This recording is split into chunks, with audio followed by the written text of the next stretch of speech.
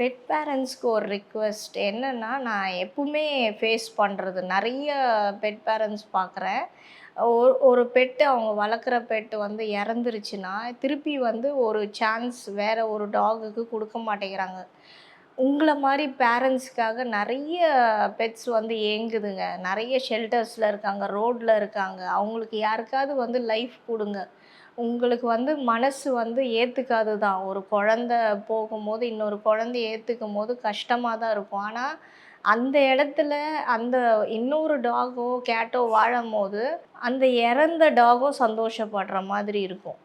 இந்த ட்ரஸ்ட்ட ஆரம்பிச்சது கூட ஒரு பெட்டு இறந்து தான்.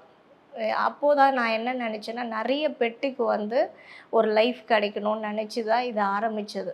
ஸோ நீங்க வந்து அதே மாரி நெனைங்க. உங்க ஒரு பெட்டு இறந்துருச்சுன்னா, இன்னொரு பெட்ட தத்தெடுங்க. எங்கேயாவது ரோட்ல இருந்தோ எடுக்கலாம், இல்ல ஏதாவது ஒரு ஷெல்டர்ல இருந்தோ எடுத்து வளர்க்கலாம். பாவம் அவங்க வந்து கடைசி வரைக்கும் அந்த மாரியே ஒரு வாழ்க்கைய வாழ்ந்துட்டு போவாங்க. உங்கள மாரி ஒரு பேரண்ட்ஸ் கிடைக்காமயே போயிரும் அவங்களுக்கு.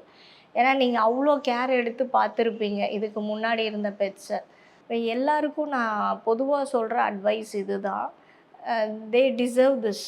அதுதான் நான் சொல்லுவேன். எல்லா பெட்ஸுக்குமே ஒரு வீடு கிடைக்கணும். அவங்க ரோட்லயோ, இல்ல ஷெல்டர்லயோ சாகாம, அவங்க லைஃப் ஒரு ரீரைட் பண்ணீங்கன்னா, ரொம்பவே சந்தோஷமா இருக்கும். இந்த உலகத்துல இருக்க எல்லா பெட்டோட லைஃப்பும் நம்மளால மாத்த முடியாதுங்க. ஆனா, ஒரு பெட்டோட லைஃப்ப நீங்க மாத்த முடியும். அத நீங்க கண்டிப்பா செய்யுங்க.